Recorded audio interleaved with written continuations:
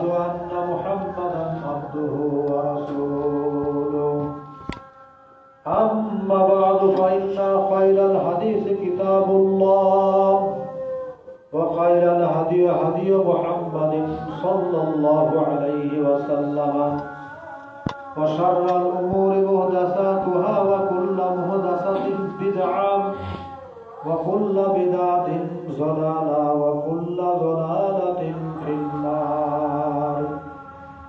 أعوذ بالله من الشيطان الرجيم. بسم الله الرحمن الرحيم. كل نفس ذائقة الموت.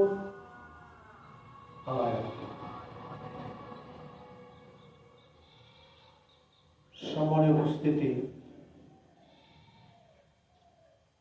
প্রশংসা গুণগান সে মহান স্রষ্টার জন্যে, যার অশেষ মেহেরবানিতে আমরা দুনিয়াবী সমস্ত কর্ম ত্যাগ করে জুম্মার সালাত আদায় করতে আসতে পেরে আমরা ধন্য মনে করে সে মহান স্রষ্টার প্রশংসা করি, আলহামদুলিল্লাহ। অতঃপর সে মহাপুরুষ মুহাম্মদ রাসূলুল্লাহ সাল্লাল্লাহু আলাইহি ওয়াসাল্লামের প্রতি শতকোটি শান্তি ধারা বর্ষিত হোক। আল্লাহুম্মা আমিন, আল্লাহুম্মা সাল্লি আলাইহি, আল্লাহুম্মা বারিক আলাইহি। আজকের আলোচ্য বিষয় হবে মৃত্যুর আগে মানুষদের কিছু করণীয় আছে, অর্থাৎ আরবিতে বলা হয় ইয়াদাতুল মারিজ, অসুস্থ ব্যক্তিকে দেখতে যাওয়া। অসুস্থ ব্যক্তিদেরকে দেখতে গেলে কি যে আপনি পাবেন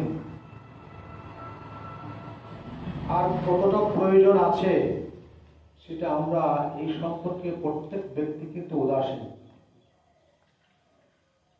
এটা একান্ত কর্তব্য মানুষের সঙ্গে সংযুক্ত রাখা, মানুষের মধ্যে ভ্রাতৃত্ববোধ আনয়ন করা, প্রেম প্রীতি ভালোবাসা জন্মানো। অন্তরের মধ্যে বিভেদ থাকলে এমন একটা পর্যায়ে আপনি যাবেন, তার অন্তর যদিও আপনার সঙ্গে সামান্যতম ডিভাইড থাকে, ভাগ থাকে, ক্রাক থাকে, তাহলেও সে কিন্তু আপনাকে সাদরে গ্রহণ করবে। এমন একটা পর্যায় যেটা মুহাম্মদ রাসূলুল্লাহ সাল্লাল্লাহু আলাইহি ওয়াসাল্লাম বাস্তবে রূপায়ণ করেছেন। কিন্তু সেগুলি দিকে আমরা অনেক মানুষ আছি, ভ্রুক্ষেপ করি না, দেখা করি না বা কিছু করি না। তার জন্য আল্লাহ রাব্বুল আলামিন বলছেন, আইনামা তাকুনু ইউদরিকুমুল মাউত ওয়ালাউ কুনতুম ফি বুরুজিন মুশাইয়্যাদা। যারা আমরা বেঁচে আছি তার আশ্চর্য ব্যাপার। আল্লাহ রাব্বুল আলামিন বলছেন, তোমরা যেখানেই থাকো না কেন মৃত্যুর স্বাদ তোমাদেরকে গ্রহণ করতেই হবে। ওয়ালাউ কুনতুম ফি বুরুজিন মুশাইয়্যাদা, যদিও একটা সুঠাম বা একবারে এমন একটা দুর্গ, এমন একটা কেল্লা যেখানে কোনো কিছু ছিদ্র হতে পারবে না, সেখানেও থাকলে মৃত্যুর কিন্তু অনিবার্য। মৃত্যু রদ কেউ করতে পারবে না। আরো আল্লাহ বলছেন যে কুল্লু মান আলাইহা ফান, সূরা রহমান, প্রত্যেকটা যাদের জান আছে, জীবন যারা পেয়েছে, প্রত্যেকটা জিনিস দুনিয়াতে শেষ হয়ে যাবে, ফানা হয়ে যাবে, অবশিষ্ট কেউ থাকবে না। একমাত্র থাকবে রব্বুল আলামিন। রব্বুল আলামিন থাকবেন। আবার বলছেন কুল্লু নাফসিন যায়কাতুল মাউত, প্রত্যেক ব্যক্তিকে মৃত্যুর স্বাদ চাখতে হবে। তাহলে আমি আপনি যখন দুনিয়া থেকে চলে যাব, আমি কি ইতিহাস করে গেলাম, আমি দুনিয়াতে কি করলাম, যে করণীয়টা করলে আপনার ইতিহাসটা চিরাচরিত থাকবে, আপনার কৃষ্টি, আপনার কালচার, আপনার লেনদেন, আপনার বাক্যলাপ ইত্যাদি ইত্যাদি মানুষের কাছে ইতিহাস হয়ে থাকবে। সেগুলি কিন্তু আমরা তৈরি করতে পারিনি। আমরা অনেকেই ভাবি যে আমরা তো সেই আকীদার মানুষ, এসেছি অন্য ব্যক্তিকে দেখতে যাওয়াটাও কেমন আমাদের লাগছে, হয়তো গেলে তিরস্কার করবে, তিরস্কৃত হতে হবে, এটা আমাদের মনের একটা দিক সাইড। কিন্তু না, আপনি যখন যাবেন তার দ্বারে আপনাকে সাদরে গ্রহণ করবে, সেটা রাসূলের বয়ান থেকে আমরা বুঝতে পারব। রাসূল বলছেন দুনিয়াতে আমরা বেঁচে আছি। আর আব্দুল ইবনে ওমর রাদিয়াল্লাহু আব্দুল ইবনে ওমর বলছেন, তিনি বর্ণনা করছেন, রাসূলুল্লাহ সাল্লাল্লাহু আলাইহি ওয়াসাল্লাম বললেন, কুন ফিদ দুনিয়া কান্নাকা গরীবুন, কুন ফিদ দুনিয়া কান্নাকা গরীবুন আও আবিরুন সাবিলিন। এত সুন্দরভাবে তিনি দুনিয়ার একটা উদাহরণ দিয়েছেন।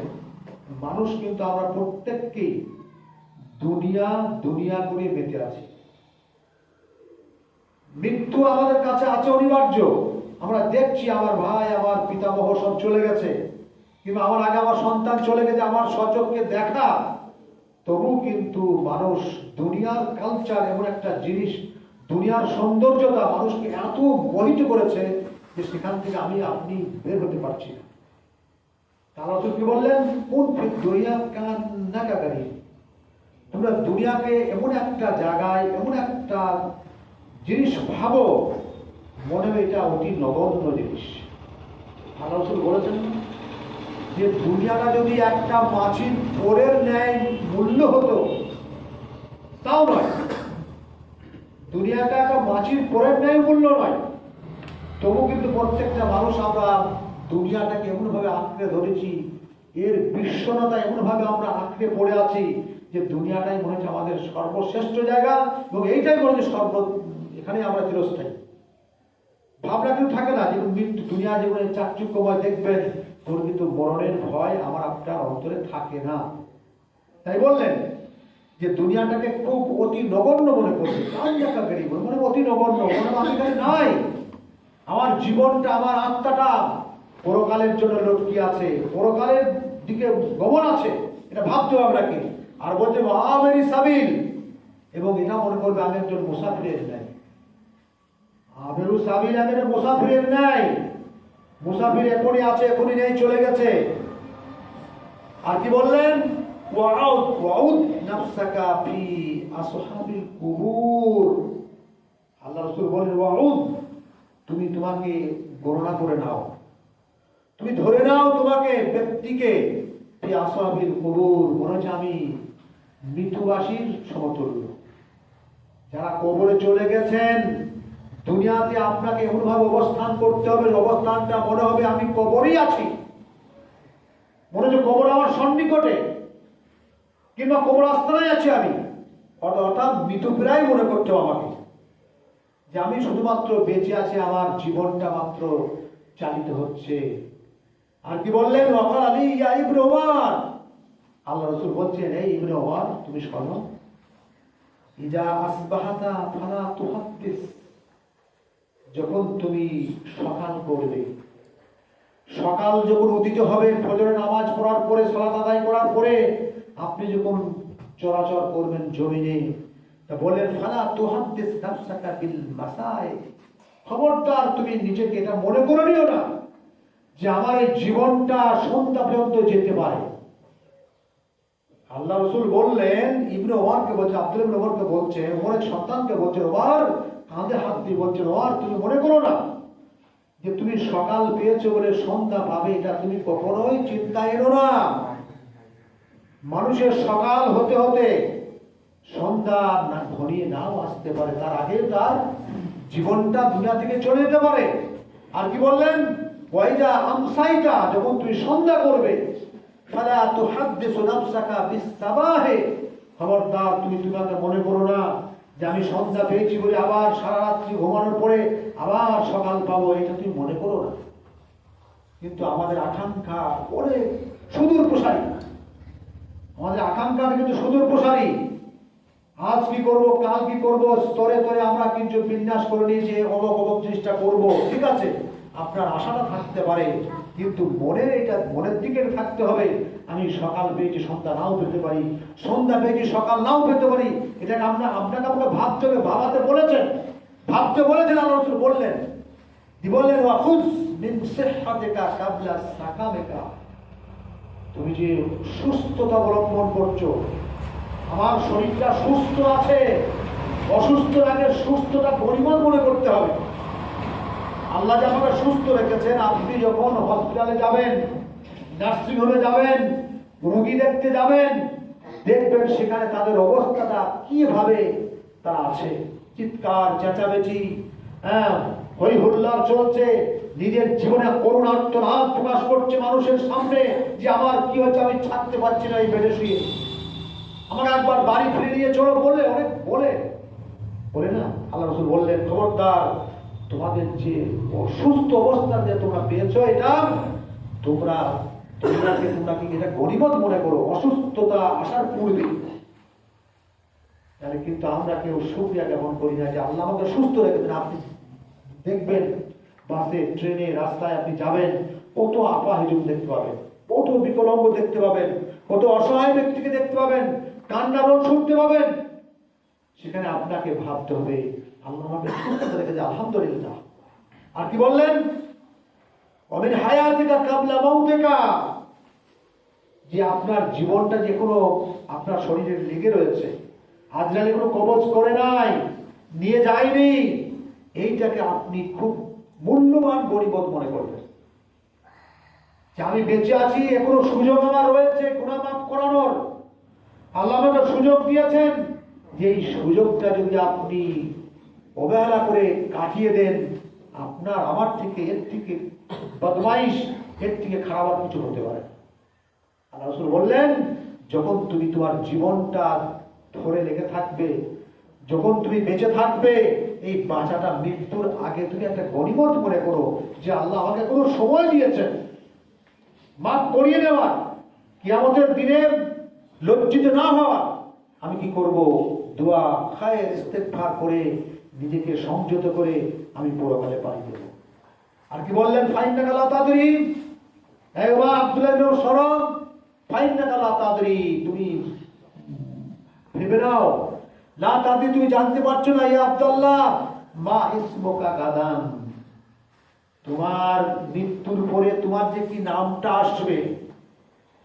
মানুষ যখন মরে যায়, জীবন্ত মানুষের নাম তাকে ডাকে আব্দুল্লাহ, আব্দুর রহমান বলে, কিন্তু যখন সে মারা যায় তার কি বলে, আর আব্দুল্লাহ থাকে না, অমুকের সন্তান মারা গেছে, অমুকের সন্তান মারা গেছে, অমুকের লাশ আগে জানাজা হবে। তাই বললেন, লা তাদরি, লা তাদরি, তুমি জানতে পারছো না, এবার যে মা ইসমুকা গাদান, তোমার কিছুক্ষণ পরে তোমার নামটা যে কি আসবে তোমার ধারণাই নেই। হাদিসটা বাইহাকি। তার কারণ আমরা কিন্তু ইস্তেগফার করতে চাই না। আল্লাহ রাসূল বলছেন, আল্লাহুম্মা গফিরলি, আল্লাহ রাসূল সদা সর্বদাই, যার কোনো পাপ ছিল না, তিনি যদি সদা সর্বদাই নিজে ইস্তেগফারে রত থাকতেন, তাহলে আমরা কেন আমাদের মুখটা ইস্তেগফার করে কেন, জিহ্বাটা কেন রাখবো? আমি কাজে আছি, রাস্তা চলছি, কোথাও যাচ্ছি, বাসে ট্রেনে, আমি একাকী, আমার মুখটা অনবরত লড়তে থাকবে, আল্লাহর প্রশংসা করতে থাকবে। আল্লাহুম্মা গফিরলি ওয়ারহামনি, আল্লাহ তুমি আমাকে ক্ষমা করো, আমার প্রতি দয়া করো। কে বলতেন? রাসূল নিজে বলতেন, আল্লাহুম্মা গফিরলি, আমাকে ক্ষমা করুন আর আমার প্রতি দয়া করুন, ওয়ালহিকনি বির-রাফিকিল আলা, এবং এটাও বলতেন, হে আল্লাহ, মৃত্যুর পরে যেন আমি তোমার সঙ্গ লাভ করতে পারি। রাফিকিল আলা বলতে আল্লাহকে বোঝাচ্ছেন, আল্লাহ রাসূল বলছেন যেন আমাকে ক্ষমা করা হোক, আমার প্রতি দয়া করা হোক, এবং আমার মৃত্যুর পরে যেন আমি তোমার সঙ্গে সাক্ষাৎ লাভ করতে পারি। কে করতেন দোয়া? আমরা কি দোয়া করতে পারি না? অবশ্যই করতে পারি, কিন্তু করি না। আর কি বলে, আল্লাহুম্মা আইনি আলা গামারাতিল মাউত। আল্লাহ রাসূল দৈনন্দিন জীবনে তিনি বলতেন যে মৌতের কঠিনতা থেকে তুমি আমাকে বাঁচিয়ে নাও। মৃত্যুর যে কঠিনতম ব্যবহার বিধি, যে মৃত্যুবরণ করে সেখানে যে মানুষ থাকে, তাকে অবলোকন করলে আপনি বুঝতে পারবেন সে ব্যক্তি কিভাবে হয়ে আছে, তার মৃত্যুটা কিভাবে আজরাইল ছিনিয়ে নিচ্ছে। মৃত্যুর সংজ্ঞা তো বহু আছে, যেটা যদি মুমিনের মৃত্যু হয় তার ব্যাপারটা আলাদা, কাফেরের মৃত্যু হয় তার ব্যাপারটা আলাদা, পৃথক পৃথক ভাবে করা আছে। তা আল্লাহ রাসূল বলছেন, হে আল্লাহ তুমি আমাকে সাহায্য করো, আইনি সহযোগিতা করো আলা গামরাতিল মউত, মৃত্যুর কঠিনতা থেকে। আল্লাহ যখন মৃত্যুবরণে মৃত্যু সজ্জায় শায়িত আছেন, তার ইতিহাস আর রাহিকুল মাকতুম এমন ভাবে দিয়েছেন, আপনি যদি পড়েন, বাংলাতেও পড়েন, আপনার চোখে অশ্রু বিগলিত হতেই হবে। যে বিশ্বনবী, যে মহানবী মুহাম্মদ রাসূলুল্লাহ সাল্লাল্লাহু আলাইহি ওয়াসাল্লাম, তার মৃত্যুতে যদি এত কষ্ট তিনি বোধ করেছেন, সেই কষ্টটা মোটামুটি লেখা হয়েছে সেখানে।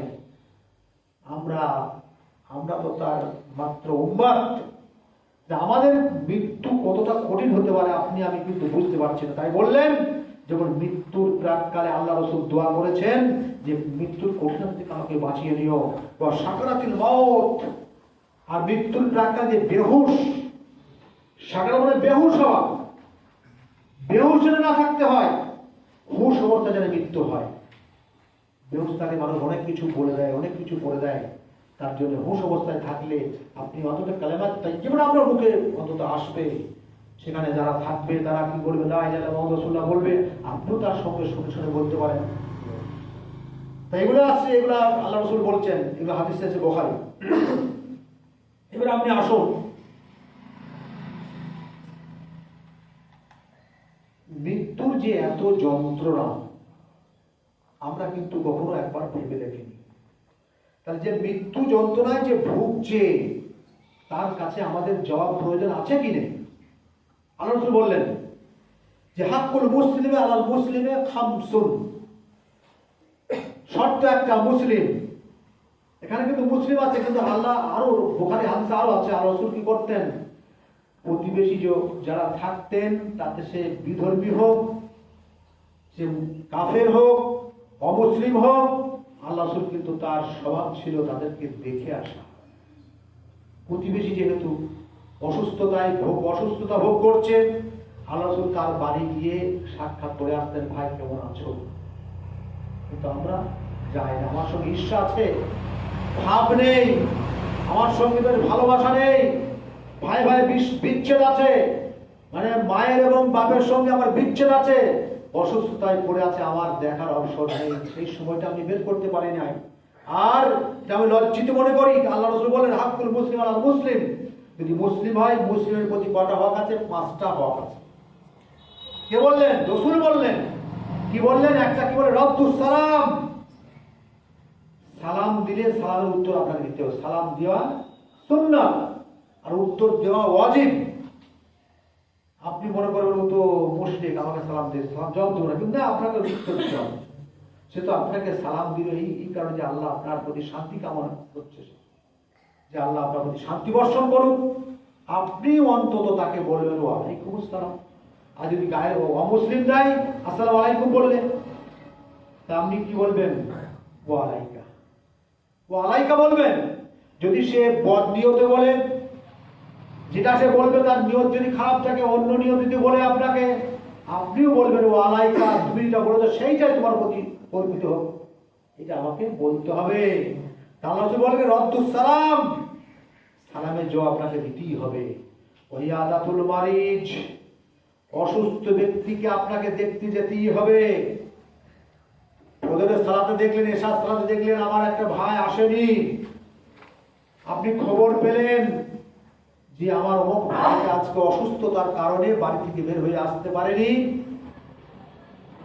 তাকে আমার আপনার প্রত্যেকের দায়িত্ব রয়েছে জামাতবদ্ধভাবে তাকে গিয়ে দেখে আসা, তার সেবা করে আসা। আমরা কজন গিয়েছি ভাই? বুকে হাত দিয়ে বলুন। যেতে পারি না, লজ্জা লাগে। ইসলাম লজ্জাকে আপনাকে ত্যাগ করতে হবে। আলোচনা ওয়াইয়াদাতুল মারিজ, অসুস্থ ব্যক্তিকে আপনাকে দেখতে যেতেই হবে। আর কি বলেন? ইত্তেবাউল জানায়েজ, যদি মুসলিম হয় মুসলিমের জানাজাকে অনুসরণ করতে হবে, অমুসলিম নয়।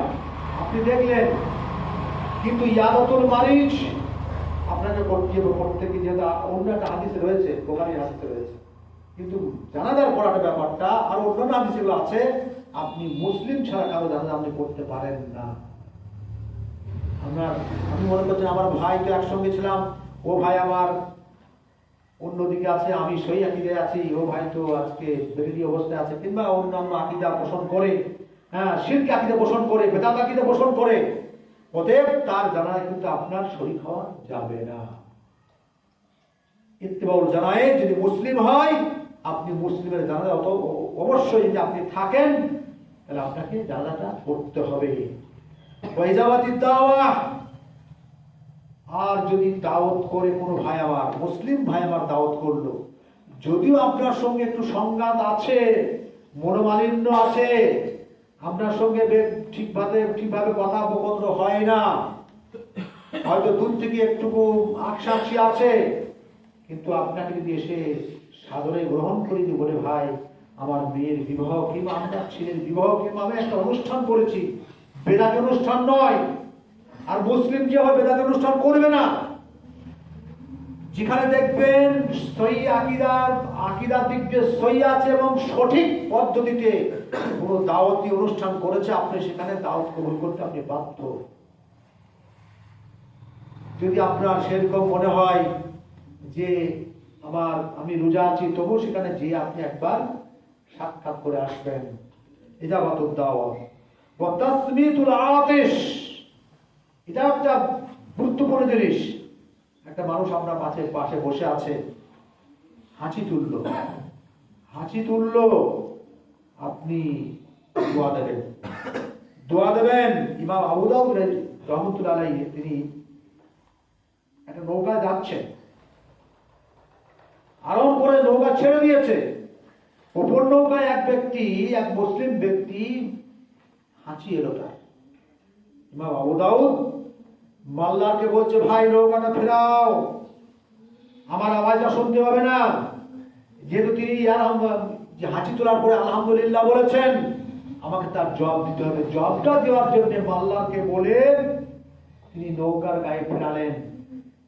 কি বললেন? ইয়ারহামুকাল্লাহ। আলহামদুলিল্লাহ তিনি বললেন ইয়ারহামুকাল্লাহ। শুধু এই দোয়াটা দেওয়ার জন্য তিনি একটা নৌকা থেকে দূরত্ব হয়েছেন, তবু তিনি ফিরে আসলেন। গুরুত্বপূর্ণ দোয়া এটা একটা। আল্লাহ তোমার প্রতি রহম করুক, এই বলাটা যদি আল্লাহর কাছে গৃহীত হয়ে যায়, আপনি কোন পর্যায়ে পৌঁছাবেন আপনি নিজে একবার ভাবুন। কিন্তু এই ভাবনাগুলি কিন্তু আমাদের থাকে না। হাঁচি এলো না, হাঁচি এলো। একটা হাঁচি যখন আসবে, বৈজ্ঞানিক পদ্ধতি তার একটা শরীরের যত কিছু যা আছে দেখবেন সমস্ত গ্লানিটা বের হয়ে যাবে। আপনি অনুভব করবেন যে আমার শরীরটা সম্পূর্ণ পরিষ্কার হয়ে গেল। সে অবস্থা যদি সে আলহামদুলিল্লাহ বললো, আপনি ইয়ারহামুকাল্লাহ আল্লাহ বলবেন। আবার সে ব্যক্তি কি বলবেন? ইয়াহদিকুমুল্লাহ, আল্লাহ তোমাকে সঠিক পথ দেখা। সে দোয়া দেবে আপনাকে। তাহলে এটা আপনার কর্তব্য, দায়িত্ব আছে। হাদিসটা আছে বুখারী। আল্লাহ রাসূল বললেন, মামিন মুসলিমের ইয়াউদু মুসলিমান,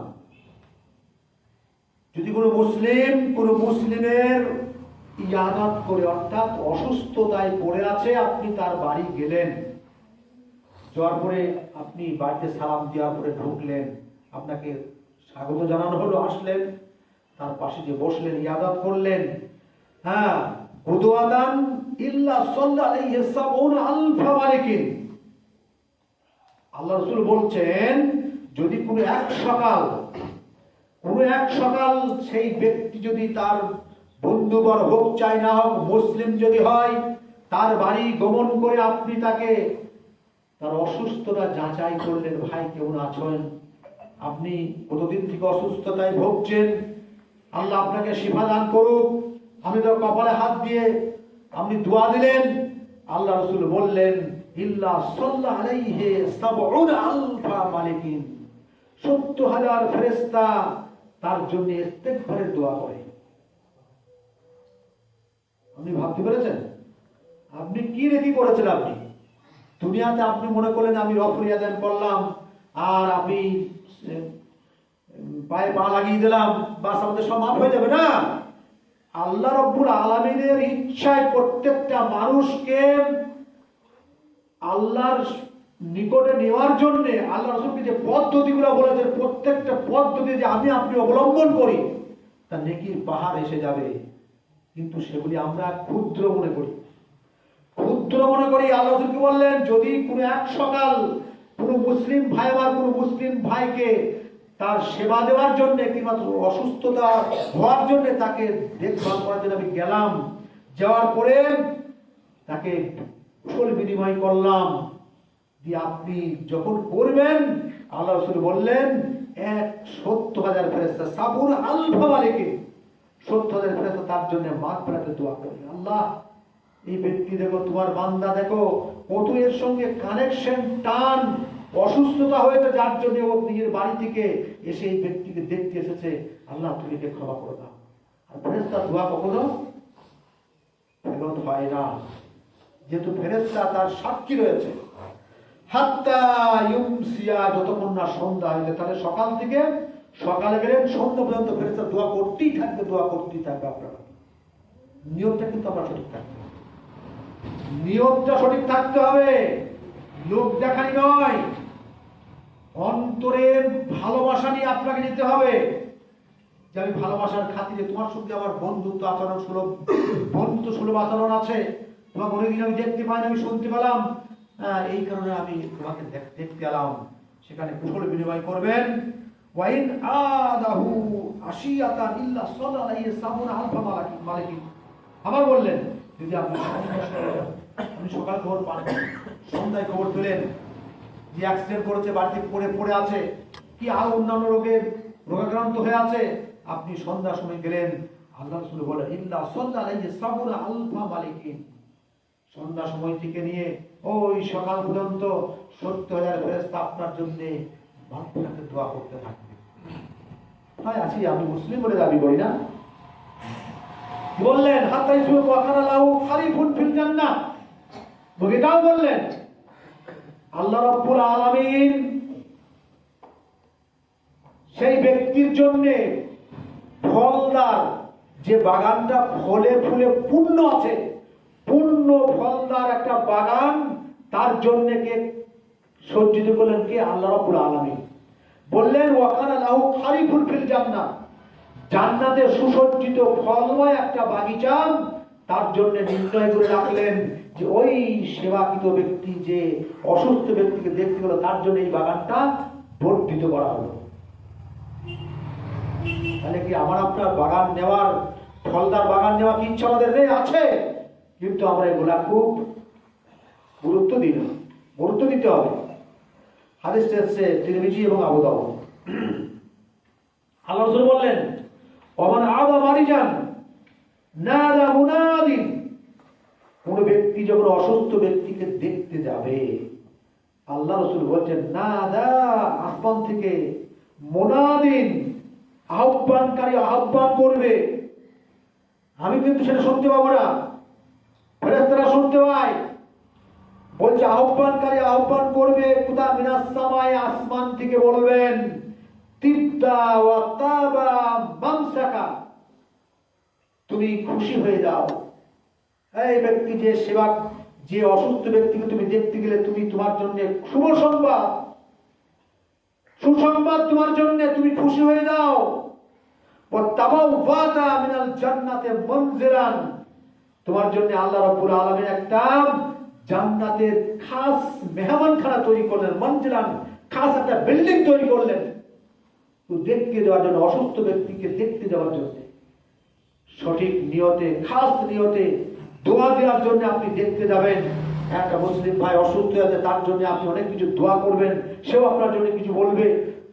এই অবস্থার জন্য আল্লাহ রাব্বুল আলামিন অবলোকন করবেন, ফেরেশতা মণ্ডলী সাক্ষী দেবেন, তখন আপনার জন্য একটা একবারে সুন্দর একটা অট্টালিকা আপনার জন্য নির্ধারণ করে দেবেন, কে? আল্লাহ রাব্বুল আলামিন করবেন। হাদিসটা সেইভাবে বলা, ইন্নাল্লাহ আযজা ওয়া জাল, আল্লাহ রাব্বুল আলামিন ইয়াকুলু ইয়াউমাল কিয়ামাহ, হাদিসে কুদসি, আল্লাহ রাসূল বলছেন ইয়াকুলু ইয়াউমাল কিয়ামাতে, কিয়ামতের দিনে আল্লাহ বলবেন ইয়া ইবনে আদম, হে আদমের সন্তান, মারিস্তু কাকে বলবে? ইন্না আদমকে বলছে, আমাকে আপনাকে বলবে কে? আল্লাহ রাব্বুল আলামিন বলে কিয়ামতের দিনে বলবেন যে মারিস্তু, আমি অসুস্থ ছিলাম। কে? আল্লাহ। আল্লাহ নিজে বলবেন, আপনাকে আমাকে বলবে যে আমি অসুস্থ ছিলাম। ফালাম তাউদুনি, তোমরা আমাকে দেখতে যাওনি। আল্লাহ অসুস্থ হয় নাকি? আল্লাহ অসুস্থ হয় না, কিন্তু আল্লাহ বলছেন দেখুন, কালা ইয়া রাব্বি, বান্দা জবাব দেবে কালা ইয়া রাব্বি, হে আমার পালন করতাম, কাইফা আউদুকা, আমি তোমাকে কেমন কেমন করে দেখতে যাব? তুমি তো আছো আসমানে আছো, তোমাকে দেখবো কেমন করে? আমি তোমাকে আমি ইবাদত করতে যাব কি কেমন ভাবে? বলছো আনতা রব্বুল আলামিন, আর তুমি হচ্ছে যে সারা বিশ্বের পালন কর্তা, তুমি, তোমাকে দেখতে যাব, আমার চোখে তোমাকে কি করে দেখবো এটা তো আমার জ্ঞানে আসছে না। বললেন কালা আমার এমতাম, তুমি কি জানতে পারো না? তুমি কি বুঝতে পারছো না আমার কথাটা? আন্না আব্দি ফুলানান, ওই গ্রামে ওই পাড়ায় অমুক ব্যক্তি আমার একটা, আমার আবদান বলছে আব্দি ফুলানান, আমার একটা খাস বান্দা, আব্দি ফুলানান, আমার নিকটতম বান্দা, আমার বান্দাটা আমাকে কাকুতি মিনতি করে আমার কাছে দোয়া চাচ্ছে। সেই বান্দা পড়ে আছে বহুদিন থেকে, সেই বান্দাকে তোমরা দেখতে পাচ্ছ না। বলছে মানে যে অসুস্থ আছে, ফালাম তাউদহু, তোমরা তাকে দেখতে যাও নাই। তা বলছে আমা আলেম তাহান্নাকা উত্তাহু, যদি খবরদার শোনো, যদি তুমি সেই ব্যক্তিকে নির্ণয় করে তার বাড়িতে গিয়ে তাকে একবার দেখে আসতে, তা বলছে ইন্নাকা উত্তাহু লা ওয়াজাবতানি ইন্দাহু, যদি তাকে তুমি দেখতে যেতে, সেই দেখতে যাওয়াটা লা ওয়াজাবতানি ইন্দাহু, সেখানে আমাকে তুমি পেতে, সেখানে আমাকে তুমি পেতে। আমি অসুস্থ নই, তোমার আমার অমুক অমুক বান্দা অসুস্থ আছে, সেই ব্যক্তিকে তুমি সচক্ষে দেখতে যেতে, সেখানে তুমি আমাকে পেতে।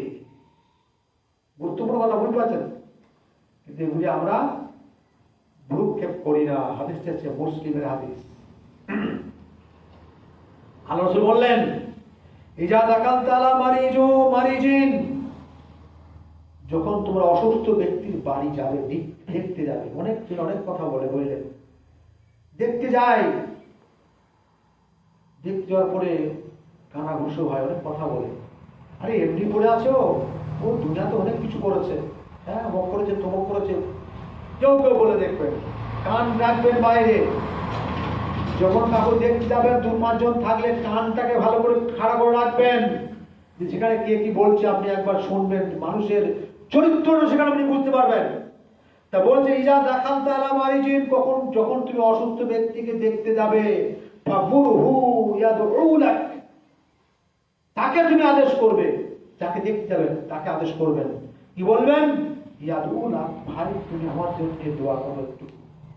যেহেতু সে মৃত্যুশয্যায় শায়িত, তার মাত্র সাময়িক অল্প কিছুক্ষণ তার টাইম আছে, সে চলে যেতে পারে, সেই মুহূর্তে যদি আপনার জন্য সেই ব্যক্তি দোয়া করে, সে দোয়াটা কার্যকারিতা হবে। কি বললেন? ফামুরহু, তাকে আদেশ করো, ইয়াদউলাক, সেজন্য আমার জন্য ভাই, আমার জন্য একটু দোয়া করো ভাই। বললেন ফাইন দুআহু কা দুআইল মালাইকা, যদি সেই অবস্থায় সে যদি দোয়া করে আপনার জন্য, সেই দোয়াটা ফেরেশতাও কিন্তু দোয়া সংযুক্ত হবে, সেখানে দোয়া করবে ফেরেশতাও। দোয়া করার পরিপ্রেক্ষিতে কি হবে? দোয়া কবুলের দরজায় পৌঁছাতে পারে। হাদিসের ইবনে মাজাহ, হাদিসের মান কিন্তু সহি আছে। উম্মে সালমা قال রাসূলুল্লাহ সাল্লাল্লাহু আলাইহি ওয়াসাল্লাম, উম্মে সালমা বলেছেন, আল্লাহর রাসূল বলেছেন, ইজা হাদারতুল মারিজা, যখন তোমরা অসুস্থ ব্যক্তির কাছে পৌঁছাবে,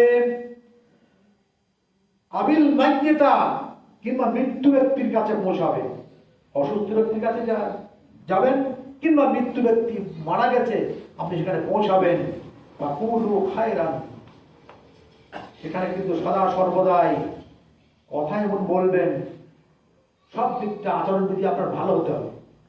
বা কুলু খায়রান, তার মন্দ দিকটা সেখানে আপনি বলতে যাবেন না, তার প্রত্যেকটা ভালো কাজটা সেখানে উন্মোচন করবেন।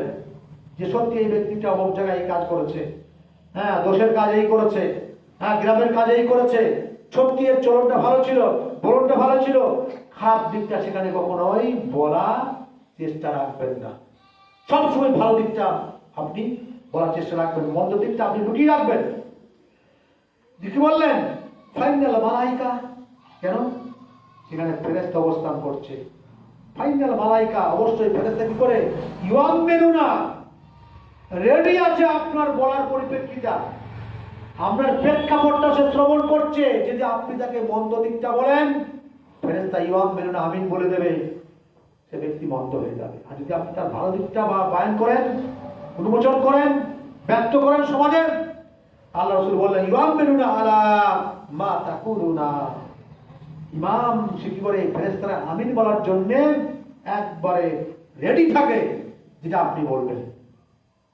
তাহলে মৃত্যু ব্যক্তিকে দেখতে গেলে, কিন্তু অসুস্থ ব্যক্তিকে দেখতে গেলে আপনার এইটাই আপনার বলা হবে যে আল্লাহ এই ব্যক্তিকে তুমি সুস্থতা দান করো, আল্লাহ এই ব্যক্তিটা দুনিয়ার জীবনে বহু ভালো কাজ করেছে, হ্যাঁ এই ভালো কাজের বদৌলতে তুমি একে সুস্থতা দান করো, আর যদি মৃত্যুই দাও খুব সুন্দরভাবে তারা মৃত্যুবরণ করতে পারে। এই দোয়াটা আমাদের চাইতে হবে।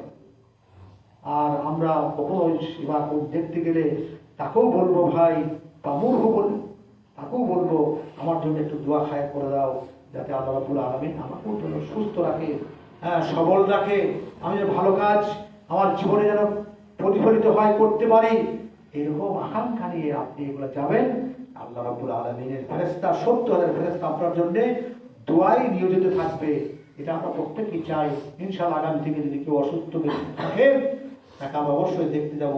আল্লাহ আমাদের সকলকে তৌফিক দান করুন, আমিন।